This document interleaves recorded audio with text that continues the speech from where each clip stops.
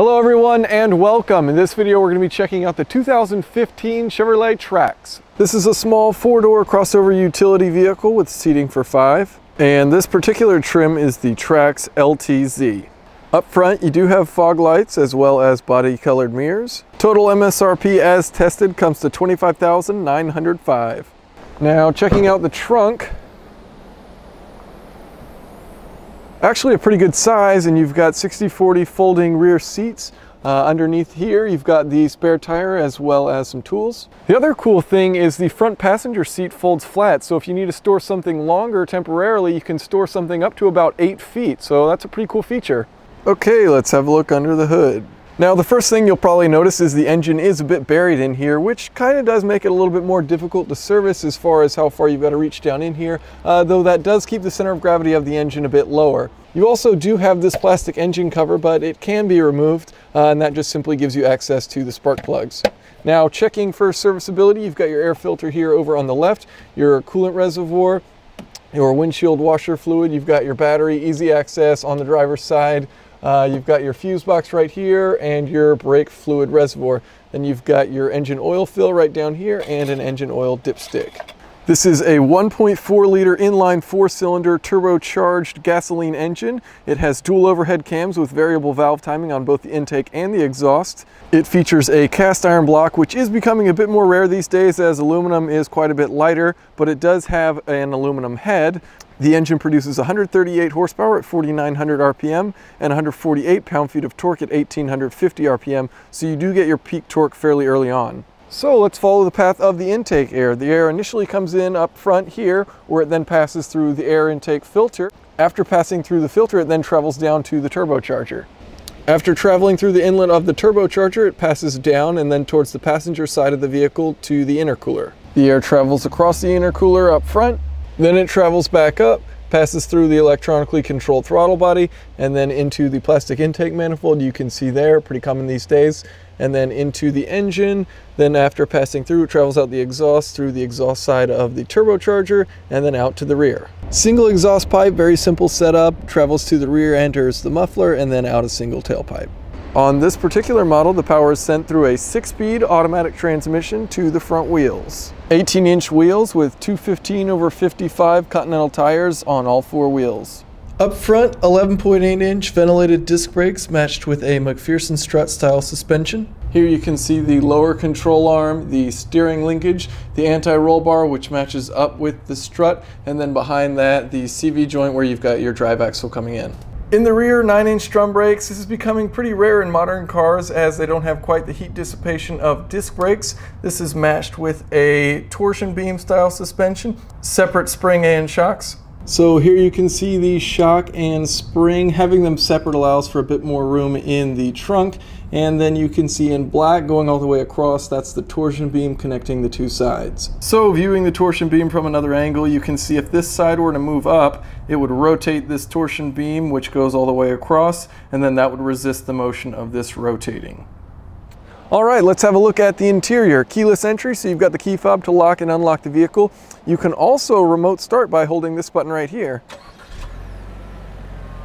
And once it is started, you can also lock and unlock the vehicle.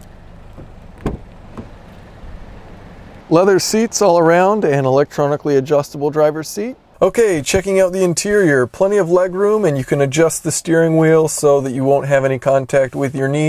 You know, everything in here is pretty much plastic and hard touch, but you do have plenty of space for your legs. The seats, leather. The leather doesn't feel all that soft, but the seats are comfortable and they are well bolstered.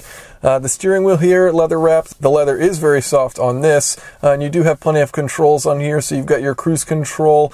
And now, one of the things about this that's kind of interesting is how it works. You can't press on this, though it looks like the whole thing's a button. It's only cancel is at the very bottom of this, and then turning it on and off is at the very top of this, and then you can't press on it on these sides. So just something to note. It would, I guess, be kind of ideal if it was just one big button and you didn't have to worry about where to push on it. And then you have, you know, resume or increase or decrease your speed. On the right, you've got your audio controls as well as your Bluetooth controls for using your phone. The display up front, you've got your tach on the left, and then this digital display which gives you your speed and your fuel, also gives you, you know, what gear you're in, what direction you're facing, how many miles, your trip computer. You don't have, it doesn't appear a coolant, so you can't really tell what your engine temperature is. I think that'd be nice to know. You can check your average speed, how far you have until empty, and then the average fuel economy you've been getting. Now you do have power windows all the way around and power mirrors that you can adjust here. Now you've got your lights up here, so you've got automatic, or you can turn them on, your fog lights on and off, things like that, adjust the brightness of the display. Now the infotainment system, pretty decent size screen here for your audio controls as well as hooking up to your phone. You also do have Wi-Fi, so you can use this OnStar and activate your Wi-Fi and then have the car basically be a hotspot for any devices you may have in it. You've got your simple climate control settings down here, all very basic, but I really like it. All very straightforward and simple to use.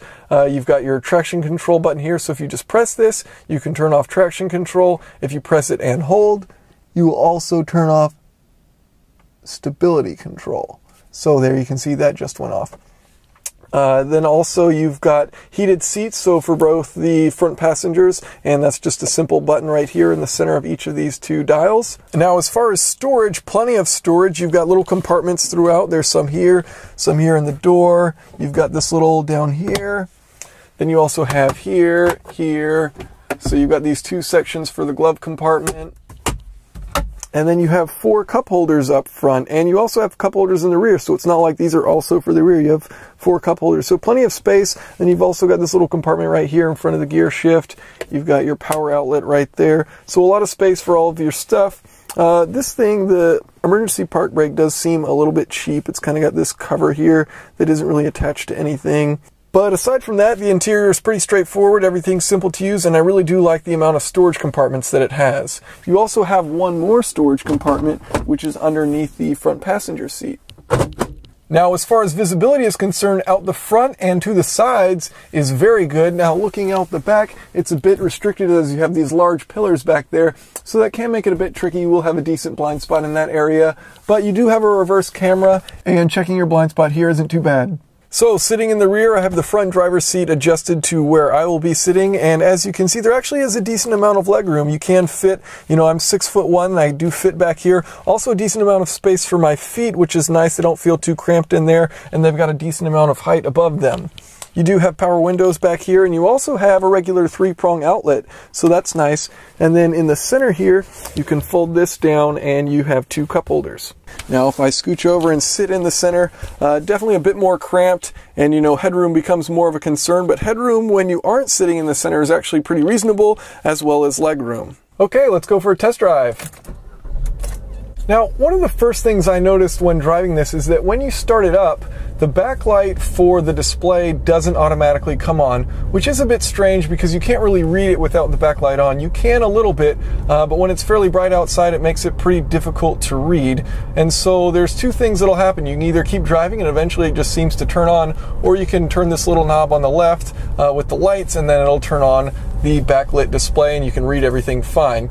Not really sure why it does that, and maybe there is a way to automatically have it come on, but I haven't yet figured that out. Now, this is a new car and a new segment for Chevy where they're trying to get into this world of small SUVs, basically kind of similar to the Nissan Juke, this small crossover world, and it's becoming increasingly popular. Other manufacturers are also coming out with new vehicles to enter in it. Mazda with the CX-3 and Honda with the HR-V. And having driven the Nissan Juke, I can directly compare these two. And where the Nissan Juke was fun to drive, but not all that practical, this is pretty much the opposite. It's actually very practical, but not all that fun to drive. The Nissan Juke weighed a little bit less. The one I tested was about 160 pounds lighter, and it also had about 50 more horsepower.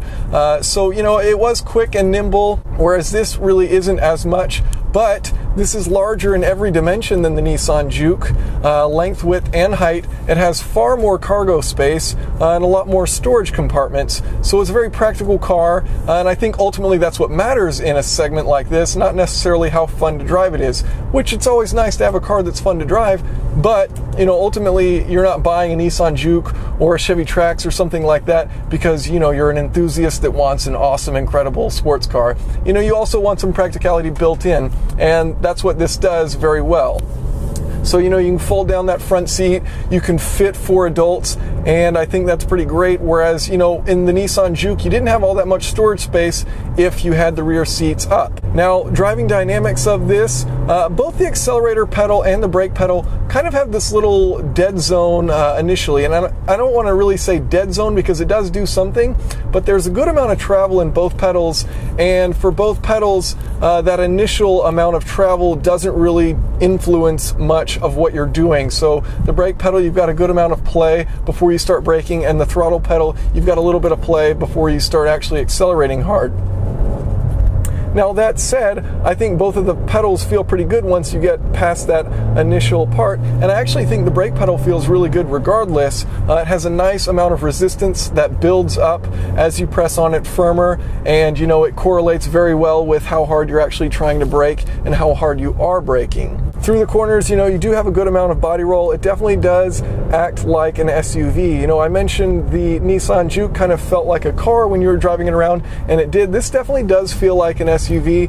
Not quite as composed, not quite as confidence-inspiring as the Nissan Juke, but regardless, you know, it does have soft suspension. It is a comfortable ride, and it's actually pretty quiet. In fact, I think it is a decent amount quieter than the Nissan Juke that I was driving. Now, you also do have manually selectable gears, which you can use the gear shift to do. There are not paddle shifters. You got to use your hand down here on the gear shift, and you can switch in between. Now, this little 1.4 liter, you know, you're not going to get incredibly quick acceleration times. You put your foot down and, you know, it accelerates, but at a decently slow rate. Probably one of the slower vehicles I've tested. But, you know, if someone were to ask me, do I think this car needs more power? No, I don't actually.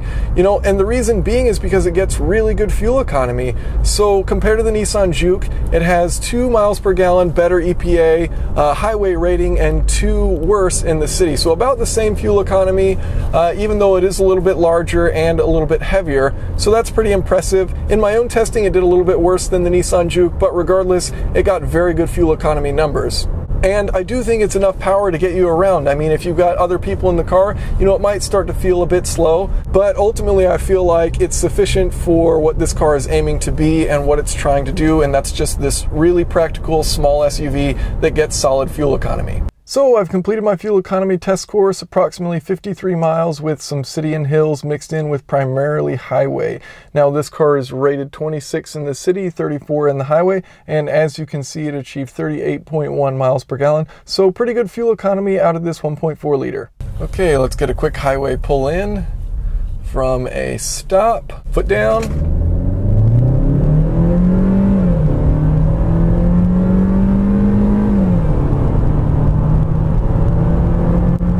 There's 60. So driving on the highway, I've got the cruise control set at 65.